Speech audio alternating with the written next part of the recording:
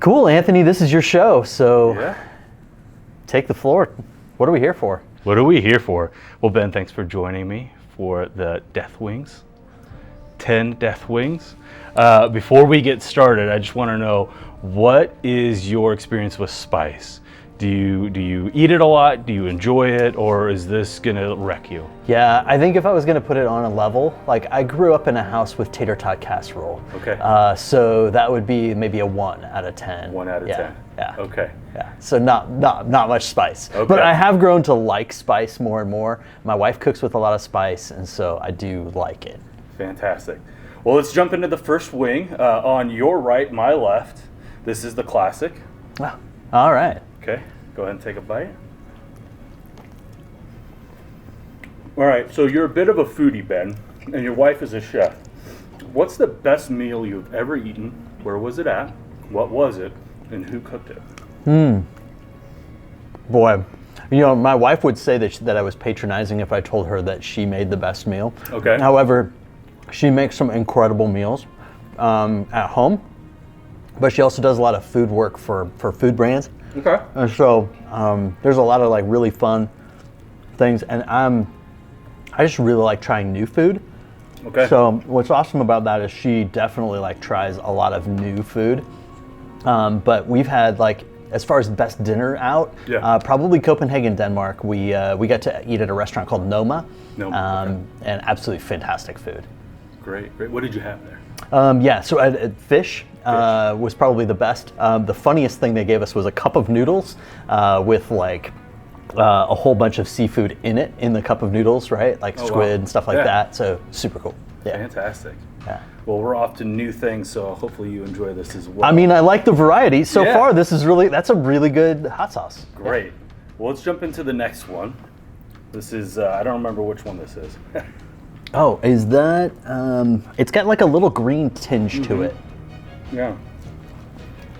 It kind of reminds me like when you're in Austin, Texas, Yep. they always have this like green sauce with you everywhere you go. Like Yeah. it's a little bit, there's a little bit of heat to it, but it's kind of like a guacamole with mayo and stuff in it. Fantastic.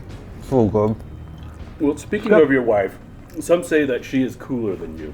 Oh, What is your favorite thing about your wife? did you write this question? Might have some help. Favorite thing about my wife. So my wife on a spice level is way up there. Okay.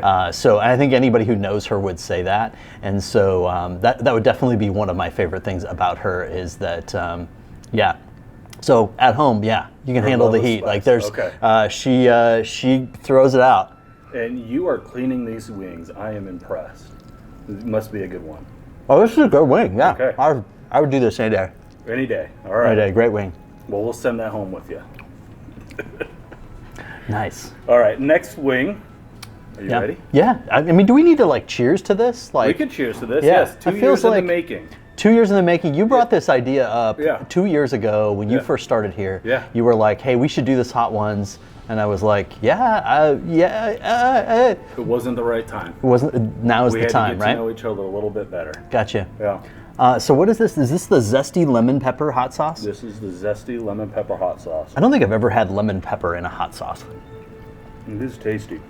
It's been said that you're an 11 on the extrovert scale of 1 to 10. Okay. Some refer to you in their social circles as 6 degrees of Ben Pankonin, which I assume means you're recognized anywhere you go, in any social setting. What's the most nervous you've ever been in any social situation, or are you ever nervous in a social situation? I've been really nervous about this, quite honestly. Okay. Because normally I feel like I'm pretty good on my feet, but I don't know what this is mentally going to do to me Okay. after I hit a 5 or 6. But yeah, most nervous. You know, I've had some moments where I found myself not nervous. I did a presentation years ago, and I realized I was not nervous at all to do it. There's a ton of people there. I got into the presentation, and I was like, man, I lost my edge. And man, I like literally after that, I was like, I have to find ways to really challenge my nerves, to sort of play a game with myself to make it hard. So I think there's some situations like being around people doesn't make me nervous at all. But you know, every once in a while, if they're going to ask you questions or something, you know, you're like, well, I'm going to have to be vulnerable here, right? Like, it gets tough. Yeah. So a little bit of nerves is a good thing. Absolutely. Yeah. If you don't have any nerves, you know, if you walk up to do a presentation or you walk up to do something in life and you don't feel like a little bit of nerves to it, you're like, I mean, why am I doing this? I'm not challenging myself, right? And what do? You said you try and get yourself to be a little nervous. Yeah, I think like I have to picture sometimes, you know, if you ever have that presentation where you're like, I've done this one a bunch of times, or I feel really comfortable doing this. I think you have to sort of picture yourself in that and say, hey, I might not even know who's in the room or what they're doing, and you almost have to hype yourself up more, right? Okay. And you have to have a mentality to go into it. I had a coach that was helping me learn to present a little bit, and he's like, you got to think of your like walkout type song. Okay. And so you have to kind of think of that one, like, you know, maybe it's Another One Bites the Dust, and you're like, boom, boom, boom, you know, right before you walk up, or stuff like that. That kind of like gets you just feeling a little bit nervous, and you'll perform better. Yeah. Okay. Yeah. Fantastic. Well, I saw you go for the milk. Feel free to grab it whenever you want. Is that an indication of the spice getting? No, I feel like I need to prep. Okay, he's prepping for the next one. What do we got on this bottle, Ben? Is this the Chipotle raw sugar ginger root smoked garlic? All right. I mean, those I like all of those things. So. Okay, let's do it. All right. So we talked about social settings already, and it seems like in general you know everyone, right? So what's your best piece of advice when it comes to influencing others to put themselves out there and build really solid relationships? I mean, I think you have to think about every relationship as important. I was at an event one time, like big room, and the guy who's introducing, I don't even remember his name, but he like had everybody introduce themselves like to the person next to them. And then he's like, hey, introduce yourself like most important people like in these sorts of rooms pretend to do, where they're kind of looking past somebody and they're trying to look, behind them because they're looking for the next most important person. And I think that'd be my biggest advice, is like whoever you're talking to is the most important, even if they're forcing you to eat hot wings. Okay. Like, so I'm the most important. You are the most important person I'm talking to right now. To me. Okay, I like it. That has good flavor. That one's got good flavor. I expected that one to be the first one. It says one it's got chocolate in it. I'm not really noticing as much chocolate. Well, it's chocolate ghost peppers. Oh. That's the chocolate. Oh. It's not just sweet chocolate or the bitter chocolate. Isn't that cute? It's a chocolate pepper. Yeah, I mean, it's pretty solid. Pretty solid. So now we're graduating into Los Calientes, huh? Los Calientes. You know, my high school Spanish isn't great. However, I do know that that does sound to be plural for hot. The hot. Yes. I think so. Yes. All right. So you tend to lean into innovation and are quick to adopt new technology. You lean into it, you leverage it, and you try to use it to further your business, your personal life, whatever it may do to support you. What's something that AI will absolutely never do, and what do you hope it will do in the future? Oh, funny. I mean, when I think of AI, like this is what it can't do, right? Okay, yeah. Like it can't be really authentic. It can't like really build relationships like this. I mean, sure, we can use it to generate content and, you know, some text and maybe even some cool graphics, but like it can't feel your pain. It can't really help you present empathy to the person sitting across from you. So yeah, when I think of AI, I mean, it's just the fact that it can't be natural in that sense. Like you can't build a real relationship with AI because it doesn't feel. And I think the real relationships that you have in life are sometimes unexpected. Yeah. And AI has trouble being super unexpected in that way, right? For sure. Like the things that cause me to stop scrolling or, you know, connect with somebody, when your friend just shows up because they're, you know, you needed part of your couch moved or my furniture this week, and Johnny just shows up because he's 2 doors down, and I'm like, you know, that's a real relationship, you know, that I depend on. You depend on that. Yeah. Right. Yeah. So AI may have written my questions today, but it's did not it right? It's not sitting here enjoying the wings with you. Nice. Yeah, I mean that's part of the deal. Like, you know, Anthony, we've known each other for more than 10 years, right? Like I think that history is stuff that AI doesn't really have a context for. All right, that one started to get hot. I was gonna say we Like- through the first 5. Like honestly, that was the first one where I was like, okay, Okay.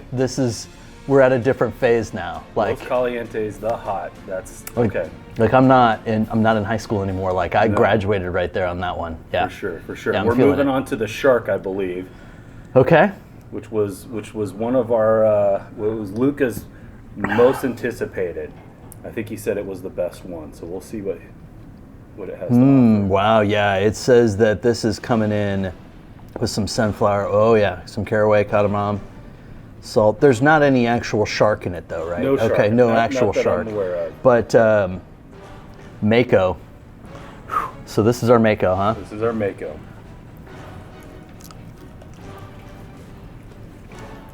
Still cleaning the wings. I'm impressed. So occasionally you have shoes shipped to this office, which I open thinking that they're office supplies. Yeah. Yeah. That has happened. That has happened. I'm waiting for it to happen again. Would you call yourself a sneakerhead?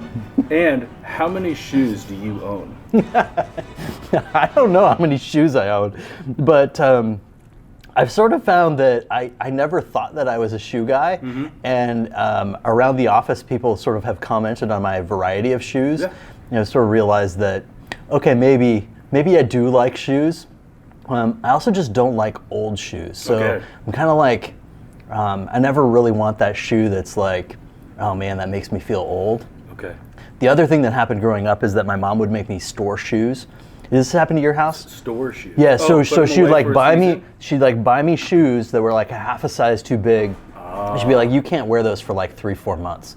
And I'd be like, no, I want to wear those right now. I want to wear them at home, right? Yeah. So you like shoes, you like new shoes, you don't like the store shoes. Do you clean your shoes? Is there a ritual for getting out the scuffs? I'm not really good at washing that. them? Okay. No. Okay. This is getting hot. I was going to ask, how's this one hitting you? This is getting hot. Okay, I'm starting to see a little bit of Oh yeah. beads. Oh yeah. Yeah. Still cleaning it. It's definitely starting to hit me though. Okay. Yep. Okay, do we need to take a break? I don't know. You want to take a break? No, I'm good. Let's keep going, but it's up to you. Yeah, no, that's starting to get really hot. Starting to get to you. Okay. Cleaning me out. All right, let's take a sip of milk. I'll join you.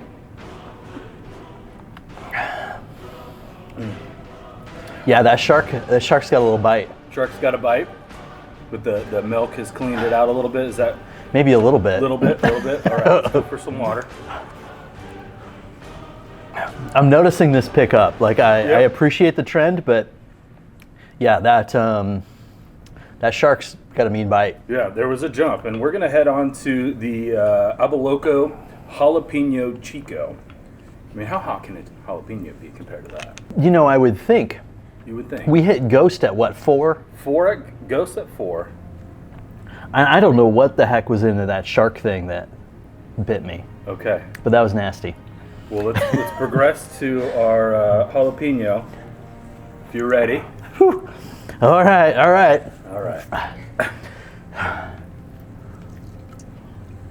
Now, your ex bio states you are the breaker of whiteboards and lover of community. Tech founder making an impact on communities as the CEO of Shenanigans. Right. So my question is, what is the best shenanigan you have ever pulled off? Oh man, I've pulled a lot of shenanigans. You know, sometimes they're subtle. Sometimes it's like pranking my neighbors. That happens sometimes. Okay. Sometimes it's pranking people at the office.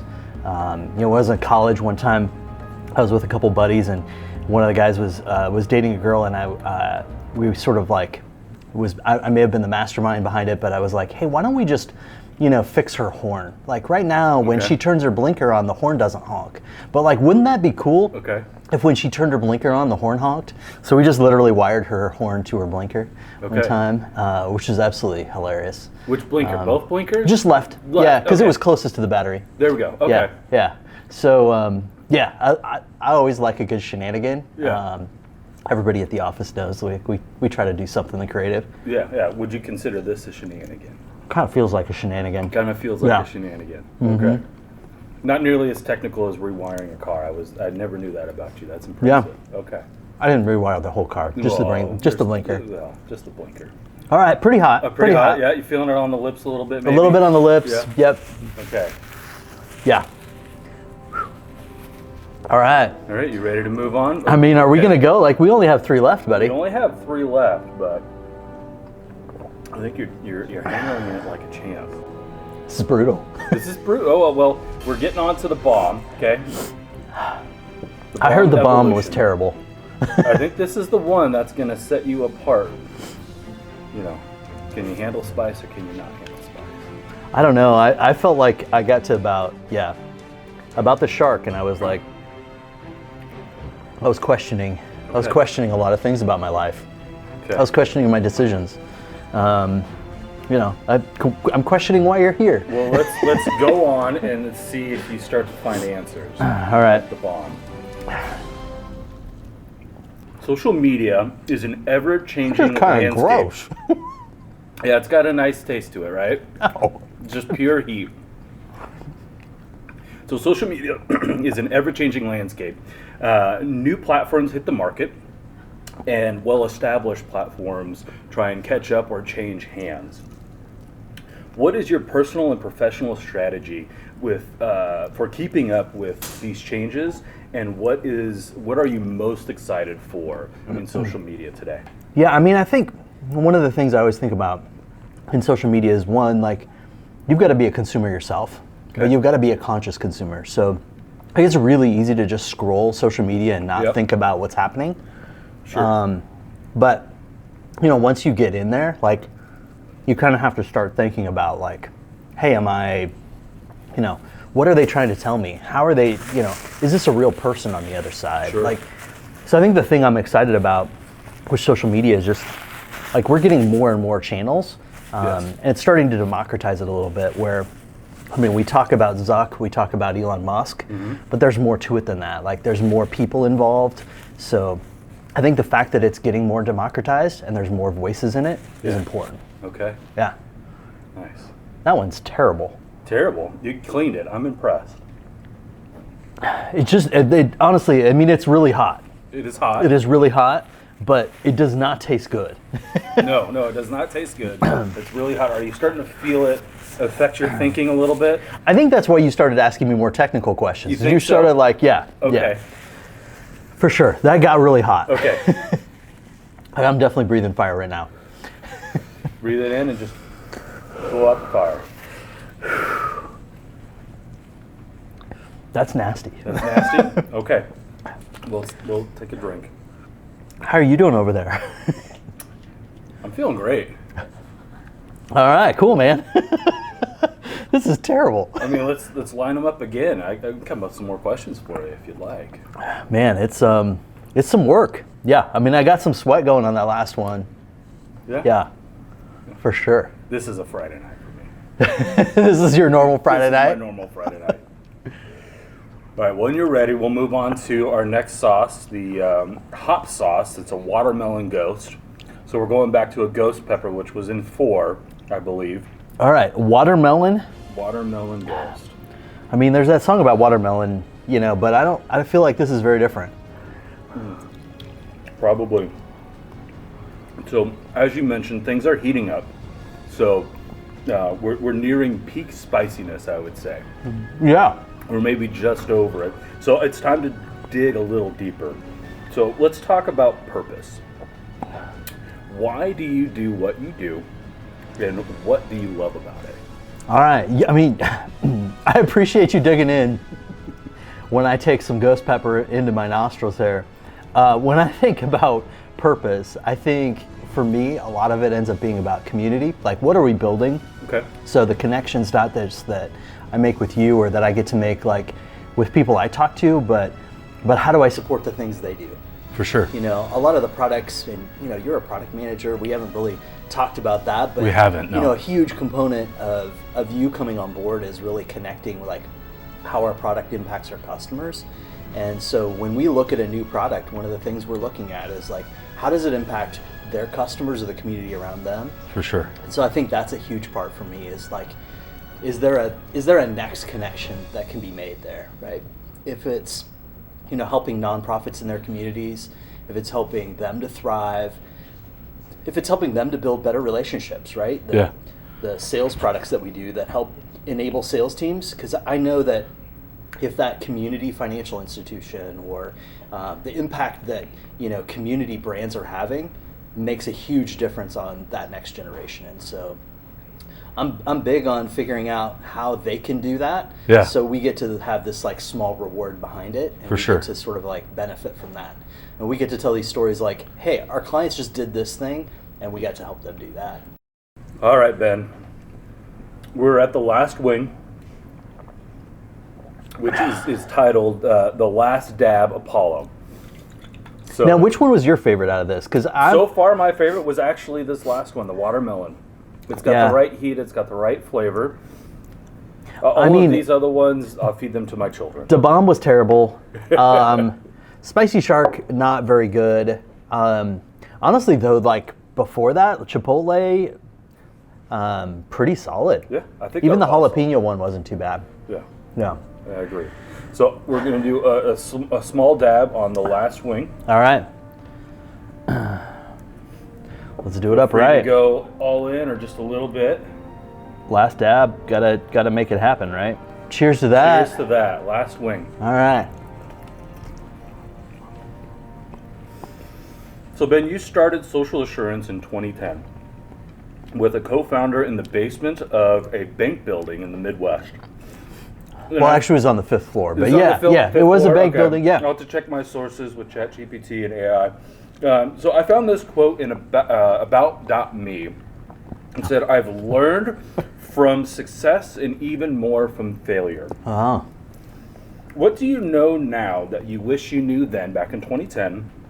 And what failure taught you the most? Oh man. As things heat up, right? Yeah. When you start to be the person, right, that you're depending on, like I had a cool career before getting to start this, where I got to work with a lot of cool people. But as my role changed into this, and we started to really, approach a lot of national and even international brands, man, there was just a lot of focus, right, on you. And I think there were a lot of things that I had to realize pretty quickly, that it's not just a sprint out the gate. Like you have to sort of run each step and keep going, right? Like there's an endurance to that. Just like our 10 wings here, and I'm hitting the last one. Like I was sprinting pretty good. Yeah. But no, I think like when I'm thinking about some of the things we learned, like I just learned that like you have to get good people, you have to develop them. For sure. You have to continue to develop them and work on that. And I think, early on we were kind of like, hey, we need a person for a role. And I think, we started to learn like we need people who can grow with us and really keep growing. And so a lot of our team that's really been successful has done that, right? Yeah. We started editing some of the things that early on we were like, here's our purpose, here's our mission values. And we started to go, hey, we can actually simplify all that. So we have like, when we hire people, we talk about drive and we talk about humility. And this is a humbling experience here. Yes. But my drive's gonna hopefully carry me through. Well, you make it through that wing. I just have one more question for you. Another quote that I found online that I believe you posted, maybe on LinkedIn. This is the problem about archiving all my social media with you. Yeah, it's not hard to surface. The quote is, "I love whiteboards. Most of my professional career has been spent with them. I've learned that problems solved with them can turn into great things." And then also on LinkedIn that I found was, "My dog has his own Instagram account. True. Whiteboards are my catnip." Okay? So having made it through the wings of death all the way through the last dab with all of this spice running through your head, could you whiteboard an innovative strategy for conquering the wings of death for fellow entrepreneurs and business leaders? I've got a little whiteboard here for you. If you wouldn't mind, could you whiteboard a strategy for me? Oh man. Whiteboarding the wings of death. I mean, I think, if I'm going to whiteboard these, I'm going to sort of put like, it's sort of like a chasm here. Okay. And this is where the flames come up. And then in order to jump the chasm of death, Yes. right, over to the other side, right, which is success, man, you're gonna need a lot of milk. A lot of milk. And you're gonna need some water. Yes. And a few carbs and sugar before you start. Maybe a good friend to walk the journey with you. And that's absolutely Okay. true. Thanks for walking this one through with me, Absolutely. Anthony. It was a joy. How do you feel? It's a lot of pain. A lot of pain? Yeah. Okay. That last one was painful.